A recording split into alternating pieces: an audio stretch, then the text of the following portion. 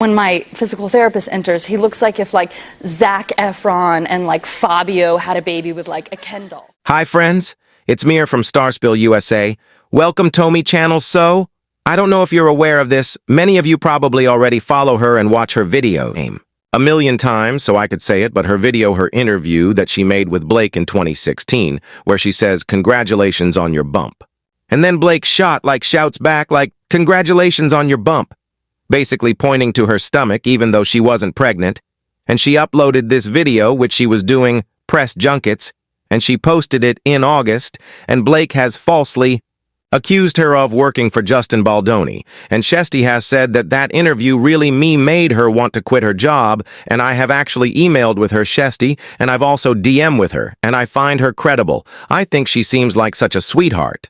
There's been things going on in my personal life that I've let her know about. She's been so empathetic, such a kind-hearted woman, and there's nothing in me that says this woman particularly is working for anyone. She just was someone that was hurt by Blake, and she has interviewed her twice and has a perspective about their interviews. And her boyfriend, who is also a journalist, interviewed her, and she forced him to drink gin at like 9 in the morning. You know, there's interviews of harassing male journalists to take their shirts off. You know, Blake does things that make people uncomfortable. She can be rude, she can be insensitive. And when Shesty put that video out, I fully believe when she says that she did this because it's like, you know, when there's a space, when it's like, okay, finally people are saying it now, I can share it without getting destroyed, and she's already on her own. She's kind of more independent, and she's not going to be super worried about being blacklisted because she's not doing these kinds of junkets anymore. And so it was safe for her to share it because it's in a space where people are already talking about their experiences, and this happens organically all the time on social media. And so she shares the video. It goes viral and it resonates with people. And then they start looking at their older interviews and they see a pattern with her, and then people that worked with her on sets that weren't high up there, whether they were interns or assistant directors or people that you know were bringing water to people, or makeup artists or hairstylists, people that didn't hold high positions that were otherwise treated poorly by her. I mean, anyone can have a bad day, right? And with any celebrity on any given day, there's going to be 20 people that could probably say amazing things about them, and 20 people that could say not so amazing things about them. But I think with Blake, there was a lot of people that were feeling these ways about her but couldn't say it, because they were either, you know, intimidated by her husband, or they were afraid of what would happen if they did, because she's got a large following and so does her husband. So now that people are speaking out, and we're speaking out in August, Blake is trying to tie that criticism that these people gave her that was valid and claim. This is because she spoke out about sexual harassment, and I'm convinced now that she doesn't get it and doesn't care to get it, and I don't think she can ever acknowledge who she is or what she's done. I think she has an ego. So this weekend, Shesty was interviewed by the Daily Mail. Now, I watched her most recent video, and she said that The Atlantic approached her, and The Atlantic approached me. They wanted to interview me. But I told them I would not participate in any interviews about any content creators covering Blake, because I thought it was just not necessary for the conversation. Like, talk about what's going on in the case. Don't talk about the content creators covering her. Chesty says that she actually spoke to The Atlantis, spent them a long email telling them, I didn't want to be involved because I believe their angle is going to be to criticize creators that are misogynistic. So the Daily Mail put out a spread this weekend, and Blake's response to it just was wild. So the full spread on the newspaper, and it says, "My encounter from hell with Blake. Lively, what she said was so mean and snarky. Now 20 people have told me their encounters, and I think I know why she acts this way." So this is all from sort of like Shesty's point of view. She shares this video, and everyone sort of tells her, like, other people come forward and say things to her. And I actually spoke to someone that works in crisis PR that has not met Blake, but obviously has so many connections between Justin Baldoni and Blake Lively after he filed this bombshell lawsuit accusing. She had a friend that worked on the set of Gossip Girl, who basically said that Blake had an air of entitlement. Her mom and her were just like absolute nightmares, apparently, and demanding and just they expected everything to be a certain way. They were every not the nicest people, hard to deal with, and Blake grew up around a mother that acted like that on sets. And so the crisis manager said, or the crisis PR person said to me, that they believe that a lot of Blake and her moduling is watching how her mom treated people, which apparently was terrible, and I don't know if that's the case, but it would appear that Blake has a sense of entitlement, and she doesn't like people that she perceives as less than her, and she and Ryan both, believe that because they are like these hot stars that everyone should be very much viewing them as celebrities, and if you're not on their level, why would she interact with you if you can't give her something or don't benefit her? What would she need from you, right? And Jesse was talking to the Daily Mail and sharing all of these, like, people that had come to her and come forward, and, everyone that has an interaction with her will have a different opinion, obviously. But I think what's resonated with me with Shesti's story is that Blake has an opportunity when she sees this article, sees this video, and she immediately accuses Chesty of working for Mr. Baldoni, which she's not. And she believes that all of this vitriol is because of Baldoni to this day. I sincerely believe that Blake is this disconnected from like anything going on in her life that she would ever believe that she's the cause. I don't know if it's her narcissism that's not allowing her to deal with the reality that she's a crappy person, or if it's just easier to deflect onto someone else so that she doesn't have to take responsibility for her own behavior. Or if she's just so used to treating people like crap that they should just deal with it. I think when I saw Shesti's story the first time, I was like, this tome is like all I need to know about the legitimacy of these claims. Because if she believes that Shesti was doing this to her when she wasn't, or other TikTokers or other content creators are doing this for Balan, and they're not, if she truly doesn't recognize that people have a valid criticism of her, then that means everything in this complaint cannot be trusted.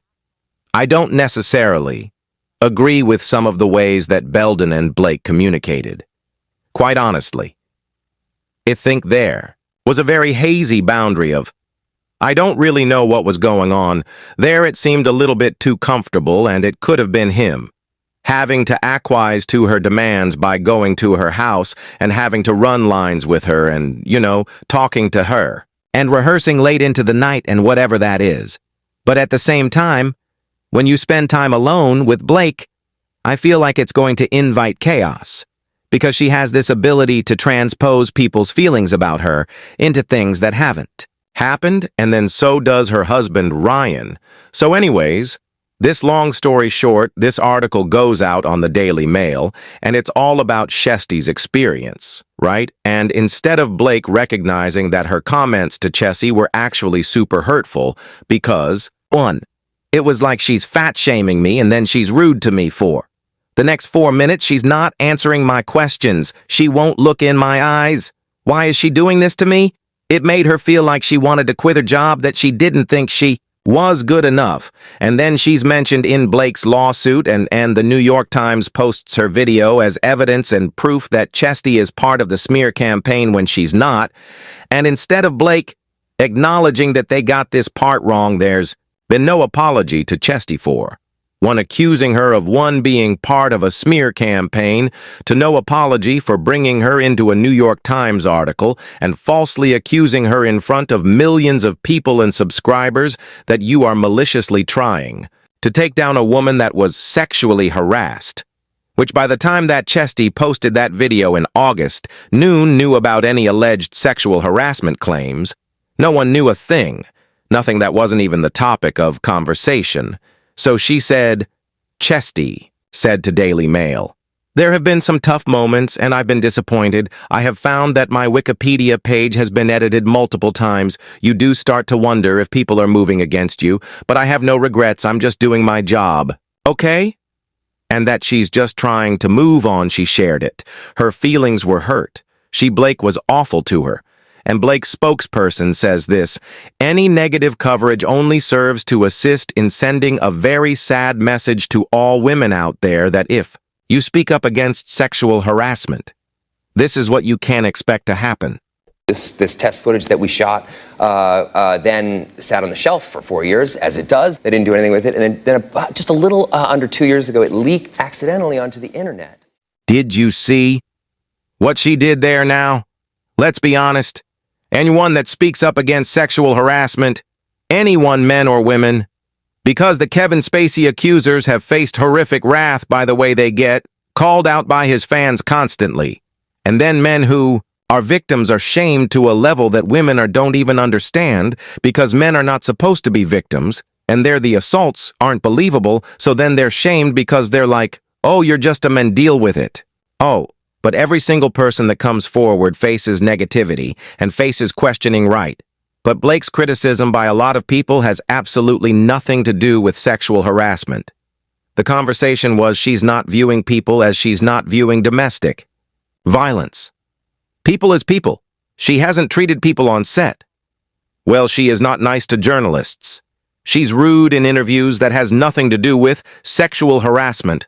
But now it's the Daily Mail's continued attacks serve to assist in sending a very sad message to all women, all women. No, they keep saying these things. It's like what they do with Amber Heard, and you guys, I wasn't a Amber Heard, Johnny Depp person because I didn't follow the story. Because quite honestly, like I know that Johnny won part and she won part, and I know she lied about certain things, and I also know that he was a raging drunk and on medications and not the best husband, and she was definitely not the best wife, and they both had problems, but I don't even think it's comparable to try to compare Amber Heard and Blake Lively, because they're not even the same stratosphere, and I'm not an Amber Heard fan. I was sympathetic to her until late in the trial, and now I'm just kind of indifferent, ambivalent to it, I think. Johnny was dealing with a serious alcohol problem and pill problem, and I'm sure was not easy to deal with for anyone around him. And I also think that Heard is a pathological liar, so that's going to create chaos for everyone involved, and they both just should have been moved on with their lives and been quiet, you know? And Blake is maybe like Amber Heard in that she couldn't just move on and be quiet. She couldn't just let herself move on and be quiet. She had to play the victim, even though she wasn't the victim. She doesn't get it. She'll never get it. And she just keeps making things worse. She's this kind of article comes out, and the next day she's at a donut shop for a PR stunt making donuts for fans in Connecticut. That's not to me, it just feels very desperate. I think what bothers me about the response to these articles with Blake is that she just, instead of actually acknowledging that some of this criticism has nothing to do with the claims that Baldoni made, in fact, some of the people criticizing her could care less about what's going on with this lawsuit. They had complaints and criticisms of her that were valid, that they based on interactions with her or based on what they've seen of her or based on her behavior and what she said on the press. To her, whatever it was, and she can't handle that criticism, and so she has to make it about sexual harassment, even when it's not about sexual harassment. She could have just apologized and said, I'm really sorry I made the journalist feel bad, or I'm really sorry I falsely accused her and brought her into this lawsuit, or I'm really sorry I told the New York Times about this or whatever, but instead it's like she's attacking me, and it's about sexual harassment. No ma'am, at all when I've looked through the lawsuits and all of the documents, and I see just how much imbalance there was between Blake and Ryan and Belon and Wayfair and how much power they had. And then I've watched these various documentaries on other people that have come forward with claims against celebrities, whether it's sexual harassment or sexual assault. And all of the victims get criticized, and a lot of them get blamed or they get accused and they get discredited. That's not, I think, what society should be talking about. Not is that this is what happens to victims. It should be. This is why it's so hard to get justice, because it's always going to be, he said, she said, almost always. Which is why with someone like Blake, you're never allowed to be alone with her. I would never say that anyone should be. alone with her. You need a third party, or you need to record all of your interactions with her. The only thing that I can see in Justin's case, that is going to be challenging, has to do with the intimacy coordinator scenes and having to really what the intimacy coordinator talked to him about regarding these sex scenes and the creative vision for the film, and then him having to go over these notes with Blake.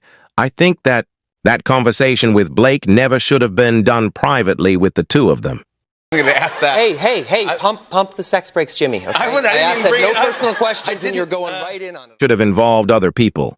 Another woman, perhaps like one of the producers or someone else from production that could be there as a buffer.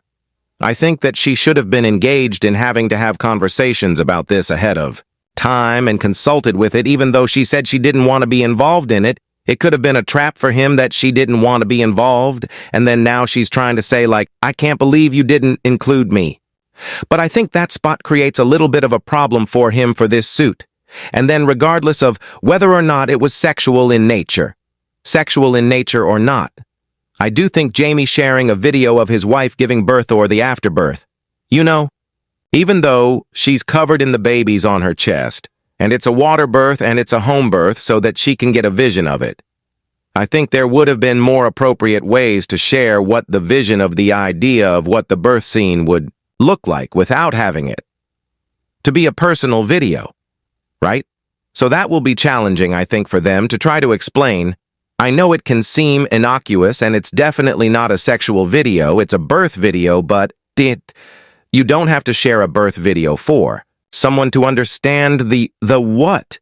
It looks like Blake at this point had given birth 4 times. I think she had a pretty good understanding of birth. I think Justin and Jamie have a more natural version of what they think birth should look like, where it's like home, and it's in the water, and it's, I feel like they're a little bit more crunchy than a natural versus Blake, who I would assume would probably be in a hospital, which I was a hospital mom, so I have nothing against how anyone chooses to birth. I just think that's going to be another issue for them. Those are like the 2 issues that I see that could be challenging in this case. But I also think that it's not going to go to trial. I don't think it's going to benefit anyone for this to go to trial. And I also think that this is going to harm both of them, Justin and Blake, regardless of who's right or who's wrong. I think the longer this drags out right now, everyone's against Blake. But if something comes out and it shows that Justin did something that was inappropriate, the tides could easily shift again. So I think that you have to kind of remember that when it comes to it. But I don't think anyone's going back to the way things were, right? And I don't think Blake understands really the gravity of this. I don't think she acknowledges or has the foresight to see that this criticism isn't about sexual harassment. It's not about any of that. She believes Justin planted in our heads that she didn't talk about domestic violence, and that's why they hate her. I don't care about Blake. Honestly, I just think she keeps shooting herself in the foot. And I think responses like she has today and doing this PR stunt only further make things worse for her. I think if she truly cares about her reputation, she should stop posting at all on social media. Don't do public appearances anywhere. Don't make a point of having your selfies at your children's game course events or at a bakery become the news. Don't do things for PR when you're trying to claim pain and suffering. If you're truly wanting to take this seriously, just lay low, seriously. Lay low. Don't do promotion. Don't do anything, lay low. And if you can't lay low, then drop the case. That's just what I'm going to say, because if you can't lay low and you can't stay out of the public, then drop the case and move on. But this today, she doesn't get it and she's making it worse. So what are your thoughts? Let me know in the comments below. Make sure to give this video a thumbs up. Make sure to subscribe to my channel if you haven't subscribed, and click the bell so you never miss a video. Thanks so much for watching. Bye, guys. All from your search from StarSpill USA Blake Lively Related.